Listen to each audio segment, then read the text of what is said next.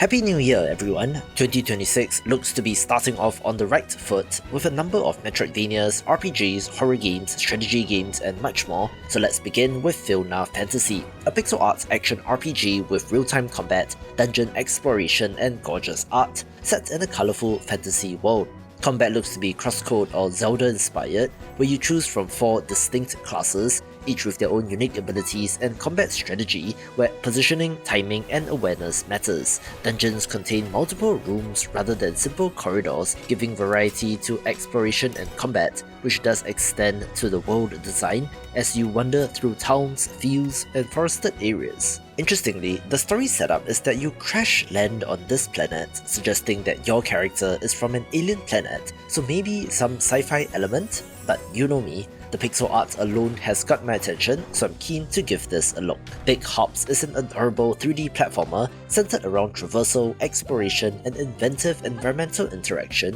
where you play as a young frog named Hop trying to find his way home after being taken by a trickster spirit, and each area you visit offers new movement and playful interactions to explore. The world has desert, ocean and molten lands, which you explore through using moves like running, diving, climbing, sliding and swinging using Hop's long frog tongue to grab items, pull levers and fling yourself through the air with speed and flow. Use veggies you find to create your own paths through the level, helping you get higher or cross wide gaps by placing bounce pads, vines, platforms or tight ropes, making each area feel like a wide open playground with many ways to solve the different platforming challenges and to reach hidden places. You carry items in a backpack and can swap them to use different veggie effects when you need them, with collectible bugs and other items adding to the collectathon design, and you can also change Hop's look and gear along the way. Other friendly animal characters gives you reason to explore, trade or learn more about the story behind your journey home, with movement in this looking so fun which makes it of note. We also have the 1.0 release of Cozy Caravan, a top-down adventure game where you travel the countryside with a cozy wagon that acts as both your home and shop while you cook meals, sew outfits and sell goods to friendly animal towns along peaceful roads. You start by choosing how your own animal character looks and filling your caravan with crafted items made through simple cooking and sewing mini-games. So when you set up stalls at lively markets, the locals greet you, buy your goods and often ask for help with small tasks that open up new recipes and materials. Gather ingredients and fabric from fields, ponds and roadside spots increases the variety of food and clothing you can offer, and trading with villagers earns tokens that unlocks more ways to make things and decorate your caravan so it feels like your own movable home. Every town has its own personality and other side activities like stone skipping by a river, or to help carry supplies to a festival that adds friendly interaction and gives you reason to explore beyond the market square. Customizing the look of your wagon and choosing where to go next adds a sense of freedom as you map gentle paths through rolling hills and bright villages at your own pace, and as in the title, is very cozy indeed. The Perfect Pencil will be one of the first Metroidvanias of the year, so hopefully it spells good things for my favourite genre, where you play as a character named John, exploring strange, surreal, hand-drawn worlds as you move, jump and fight your way through. Explore the dark corridors, strange open areas and shifting scenery that make up the landscape, each revealing more about John's fears and inner world, with the hand-drawn art style making the game feel both whimsical and unsettling at the same time. You have a special analysis ability that lets you reveal hidden information about characters, unusual objects and the world around you, encouraging you to think before you act and rewarding you for exploring beyond the obvious paths. Combat includes tense boss clashes against unsettling manifestations that represent deeper psychological ideas, so timing, mastery of movement, and strategic use of abilities shape how those fights unfold as you face reflections of your own fears, being very strange but interesting and worth a look. LANESPLIT is a high-speed motorcycle racing experience where you weave your bike through dense traffic at blistering speed, where precision, reflexes and risk management determine your success. The core gameplay loop places emphasis on maintaining and increasing speed while threading through cars and obstacles, since near misses and cutting it close close increases your score multiplier and is the definition of a flow state game, with the music and sound design increasing the thrill. There are a variety of weather and traffic conditions, so wet roads, for example, pose more of a hazard, so choose carefully between bikes that favour top-end speed, nimble handling, or are more balanced. There are also a variety of game modes like Rush Hour or Zen mode with no traffic, as well as global leaderboards, giving you plenty of options. Not shown, however, is what happens when you crash, which I suppose can be rather traumatic, especially since it uses a first-person camera and the realistic high-fidelity graphics, but if they can get it sorted with a fade to black or something, this does look pretty satisfying. Cassette Boy is a puzzle action RPG where the world changes based on what you can and cannot see, turning sight itself into the main game mechanic. It looks like simple 2D pixel art at first, but the world is built in 3 dimensions and you can solve puzzles by turning and twisting the map so that walls, blocks and paths either appear or disappear based on your view, letting you open up new ways forward and to erase obstacles that block your path. This sight-based system means that if an object is not in view, it stops existing in the game world, and moving the camera around becomes the key to solving challenges and finding new routes through the levels. Along with puzzle solving, there are moments of exploration and light combat where you can pick up weapons like swords and bows to face monsters and larger foes that block your path, adding in some action. Characters you meet help fill the world with story and charm, giving reasons to keep turning corners and pushing deeper as you uncover the mystery of the missing moon. Gears and tools that you find gives you even more options in puzzles and combat, looking like quite the curiosity. Moving on to something very different is Pathologic 3, a story-driven horror adventure game, which is the latest entry in the cult classic series. Here, you take on the role of a doctor in a town that faces a deadly plague, having just 12 days to save it, having to make difficult choices every day that shapes how events unfold. Time is always moving, but you have the ability to rewind time,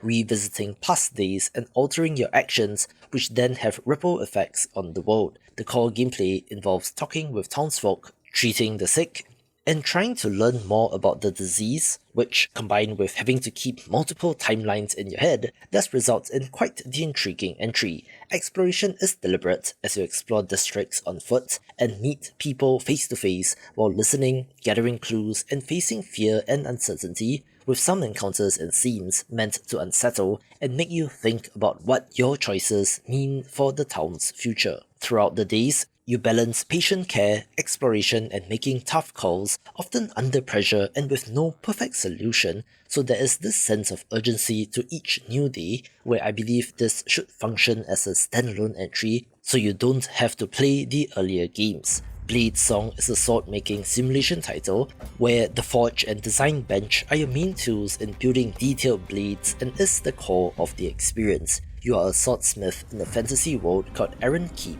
one of the last strongholds of a broken land, where customers bring in their own requests for swords that must meet specific needs for balance, shape, and beauty, and you shape and join parts to match those requests, where you learn more about the world and its people. Crafting happens with a deep, modular system that lets you choose from many different blade parts, hilts, materials, and engravings so that each weapon feels unique and tailored to its purpose, with freeform crafting and customization giving you control over how each piece looks and functions in simple but expressive ways. Orders from warriors, nobles, and mercenaries ask you to balance traits like damage and parry values based on the requirements they give you, and rare materials unlock new design options that expand how you approach future blades. The story mode incorporates sword making into a broader narrative where your work and the people you meet shape your place in the world, also having a creative mode where the forge becomes a free sandbox for making whatever you can imagine without limits, looking to go unreasonably deep into sword making and will be for a very specific kind of person.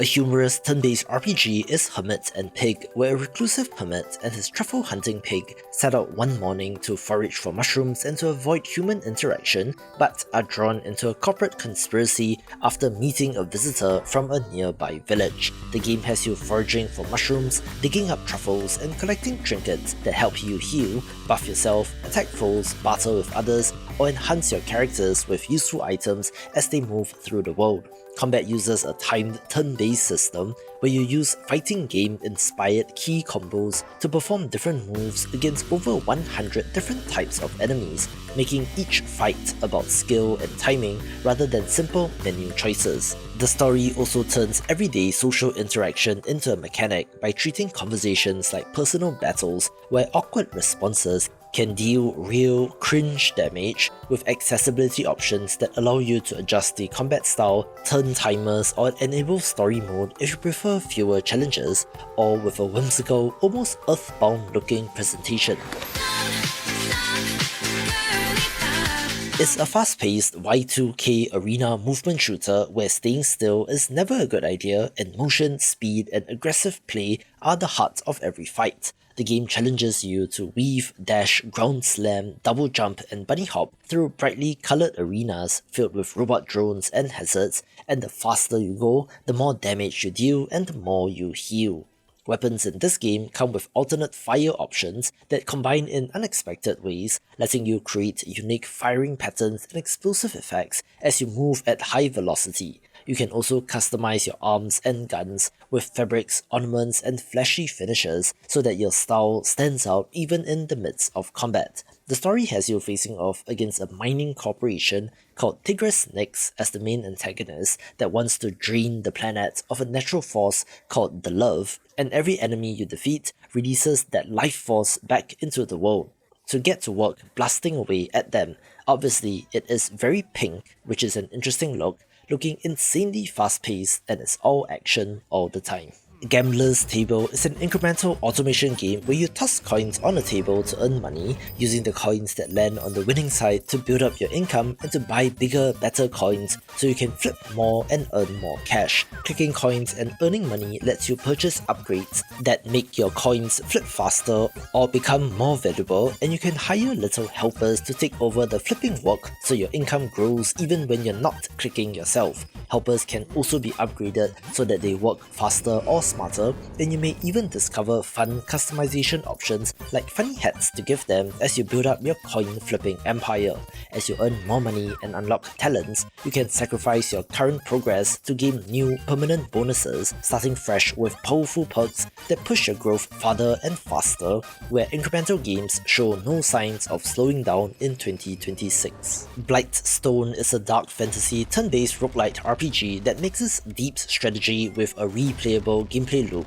where every battle and decision shapes your journey to stop a spreading corruption called the Blight and to protect a powerful crystal that might save the world. The combat unfolds in turns, but does not have a grid, letting your group of heroes move freely around the battlefield, use skills, take cover, and use the terrain to your advantage, instead of being limited by squares or hexagons, making every fight feel like a careful dance of positioning and timing, rather than simple attacking and waiting. Your band of characters have different roles and abilities, with skills and items affecting how they fight, work together, and respond to threats, and every defeat also teaches you something new, so that future runs feel deeper and more meaningful with a meta progression system. Between fights, the world changes and the map is different every time, providing variety, having a bleak, grim, dark fantasy world to explore, along with a great art style. Turnbound is a strategy inventory management auto-battler game following in the footsteps of backpack battles, where you have to draft a strong set of items and abilities,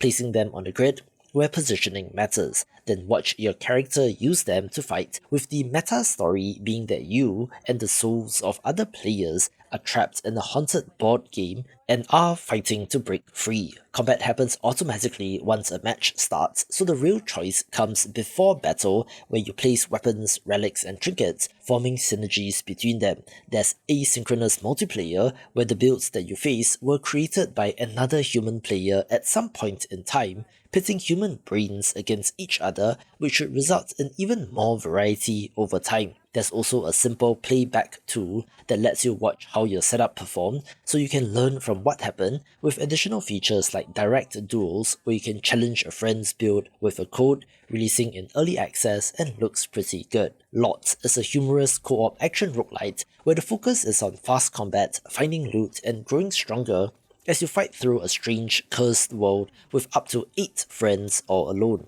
The core action happens in real time with quick attacks, dodges, and power-ups that stack in bold ways, making battles feel chaotic and exciting as new skills and items change how your character moves and fights. Levels are built so you can run into many different types of enemies as you fight, collect weapons and buffs, and work toward getting out of the cursed area while experimenting with different builds in every run. Co-op adds more fun to the game since you need to help the others stay alive, where reviving fallen allies can turn a tough fight into victory, and the mix of power-ups, combos, and enemies keeps every session fresh. It also has a sense of humor, since LOT means poop in Danish, which, along with the character designs, does lean into the memes aspect of the game, but still, it looks wild and unpredictable and should be pretty fun. StarRupture is the next game from developer Creepy Jar, best known for the first-person survival game Green Hell, and they are taking that expertise and applying it in a sci-fi setting.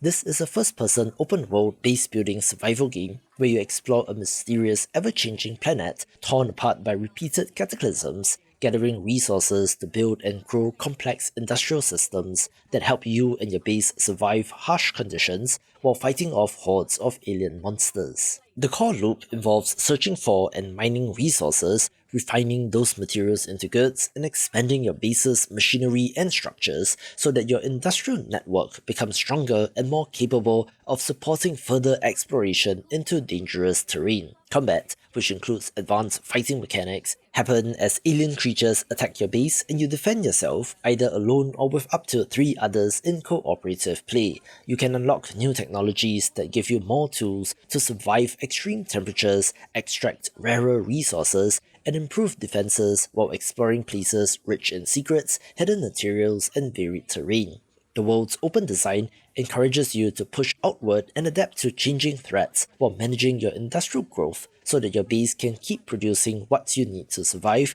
possibly being satisfactory levels of huge, so definitely check it out. Escape from Ever After is an adventure turn-based RPG inspired by classic Paper Mario games where the fairy tale characters fight back after a real-world mega corporation takes control of storybook lands. The story begins when Flint Buckler storms the castle of Tinder the Dragon, his main rival, but finds that it has turned into a bland corporate office filled with paperwork, workers, and no sign of the dragon. A company called Ever After Inc. has invaded these worlds to exploit them for profit, forcing Flint to take a job with them, ascend the corporate ladder, and to fight back from the inside. Gameplay moves through colourful storybook locations filled with familiar characters twisted by office rules, shifting each area into strange versions of classic fairy tales. Combat uses turn-based battles with timed button inputs, so hitting buttons to the prompts matter. Party members join along the way,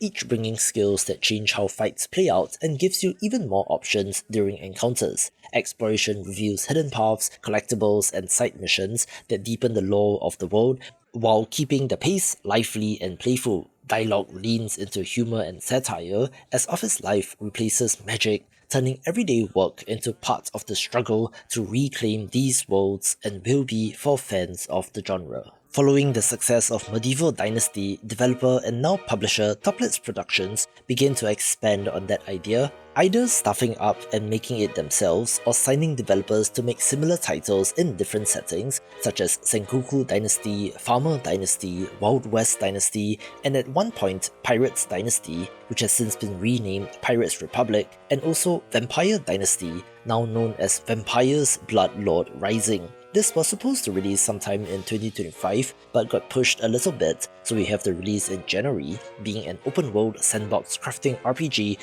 where you play as a Dragos, a survivor of a vampire attack who has become one of the creatures of the night and must find your place in a world where vampires rule at the top of the food chain. you explore the huge land of Sangavia with diverse mountain ranges, wooded terrain, dungeons, swamps, and other locations chock full of discoveries and dangers that reward exploration and careful action. You can build and customize a multi-level medieval or gothic castle using modular pieces, creating a unique stronghold that reflects your ambitions and personality. You also have to manage your followers, deciding who lives, who dies, and who becomes your eternal companion, using your minions to help you gain a foothold in the world. As you grow in power, you unlock superhuman strength, heightened senses, enhanced speed, and more, and can even take the form of a bat to fly around in the open world and to scout distant areas with ease. There's a main story with dramatic twists and turns, along with gut-wrenching decisions to make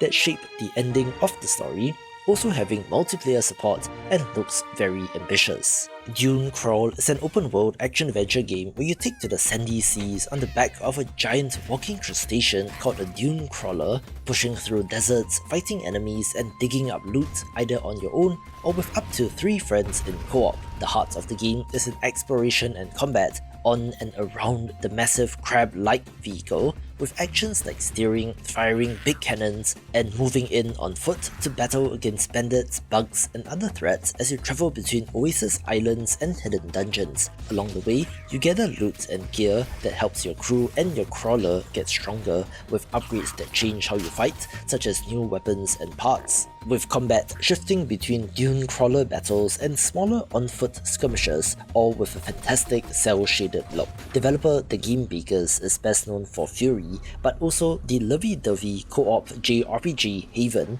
and they are back with Cairn, a third-person survival climbing adventure game where you take on the ascent of Mount Kami, a summit that no one has ever reached before, and must choose your own path up the rock face with careful thought and planning. The game lets you climb anywhere on the mountain, so study the cliff walls before you and decide how to move, where each route becomes unique to you, having to carefully manage risk as you place patterns and use your limited climbing gear to make progress. Climbing itself is a challenge, where each move matters, as if you were facing a difficult boss or something, and you also have to manage resources like food, water, chalk, and tape so that you can survive long stretches of climbing and set up camp where you rest, cook, and prepare before pushing higher. Along the way, you may meet unexpected companions, learn about the mountain's history, and discover what our protagonist is willing to sacrifice in the ascent of a lifetime, with early demo reception being very positive, so definitely check this out. Quarantine Zone: The Last Check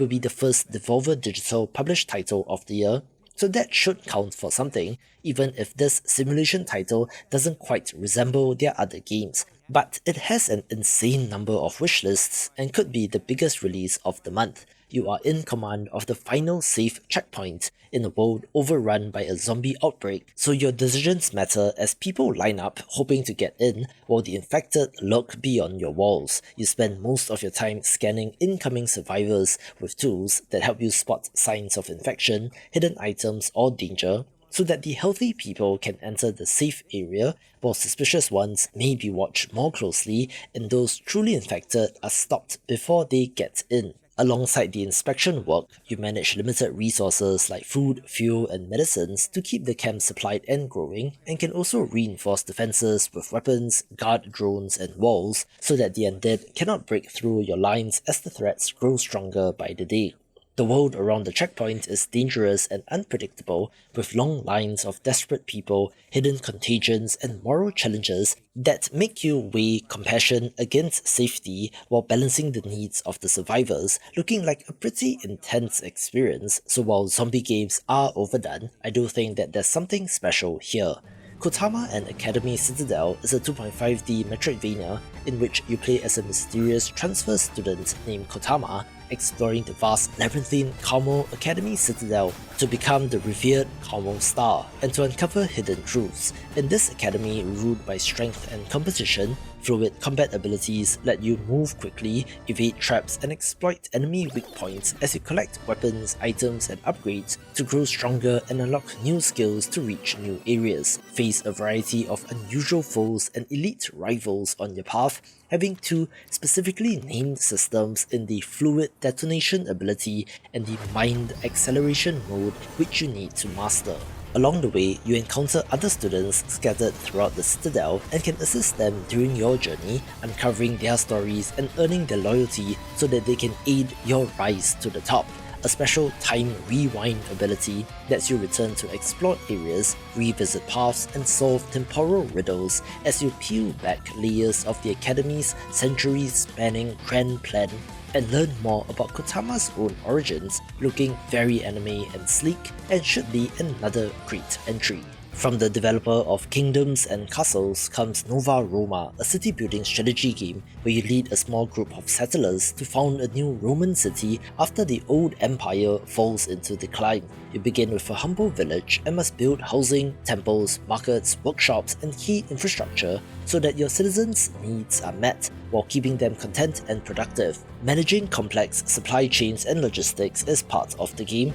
where you have to link distant resource deposits and production networks, channeling raw materials into processing plants and then distribution of intermediate and finished goods across your expanding settlement. You can also shape the land with massive dams, aqueducts, and water systems that control rivers and soil fertility so that farms can thrive and your city grows. Appeasing the gods by constructing grand temples is important, since their favour can boost your capabilities and neglect might bring about their wrath, adding another layer of challenge. This is on top of citizen needs like bread, wine, pottery, and even organising games in stadiums. As more people join, you can pass laws, set edicts, and manage urban growth so that artisans, gladiators, and performers are all able to find work and flourish, while infrastructure such as roads and storage helps keep production and trade moving along. I absolutely love the look of this game, so if you love the old school city builders like Caesar or Pharaoh, I think you will be especially interested in this. Cult of the Lamb Woolhaven is a major new expansion that sends your lamb to a snow-covered mountain called Woolhaven after a forgotten deity calls you to rebuild the flock and uncover truths behind lost lamb spirits. In this expansion, you'll face harsh winter that spreads across the lands of the old faith and brings cold, snow, and new survival challenges that push you to keep your cult fed, warm, and protected as you explore a fallen region once sacred to the lambs. The mountain introduces new environments with frozen terrain and hidden caverns to explore as you search for souls to return to their spiritual home, while the creeping rot spreads corruption. There's also new dungeons and story content where strange enemies and deeper mysteries await amid the snow and echoes of the past, where this is supposed to contain about as much content as the original game, effectively doubling it in size, and should be a pretty good expansion. Surprise! It is not often that I cover non-Steam games, but the story of Hytale is of particular interest, where this Minecraft-like title, for lack of a better term, was first announced 7 years ago or something. Then the studio was acquired by Riot, the game cancelled in 2025, and somehow the original team managed to buy back the IP from Riot in November and are going ahead with an early access launch on January 16th via their own website. This is a sandbox crafting title where players explore a vast procedurally generated world filled with varied zones, dungeons, secrets, and many different creatures. The world is shaped block by block so that exploration, construction, and adventure flow together with responsive combat and rich building systems. On top of the regular exploration mode, there will also be a robust creative mode with tools for making your own content, minigames, and community servers looking to ape more modern sensibilities like Roblox, and certainly has the potential to be huge. Side note, this trailer is from 7 years ago, but based on the latest gameplay footage, it seems to be fairly similar, but perhaps with more fancy lighting or something. But what a development story it has gone through so far, so let's see if this gets a Cinderella ending and becomes the next big game. Alright, on paper there's going to be a tremendous amount of interest in Hytale, but I can't help myself in putting something more classic here in Neo Memories in Orbit, a gorgeous Metroidvania where you explore the vast tangled insides of a huge drifting spaceship called the Vessel as a small nimble robot named Mio, making your way through overgrown tech and machines that have gone rogue. It's classic Metroidvania combat and traversal, with special abilities like a grappling hook air glide and spider-like movement used to reach new areas and to uncover secret paths. You are learning more about what happened to the vessel's caretakers and to restore lost memories of your own, to unlock new powers, looking absolutely stunning, so here's hoping for a great year in Metroidvanias. Watch this video for more of the best games of 2025.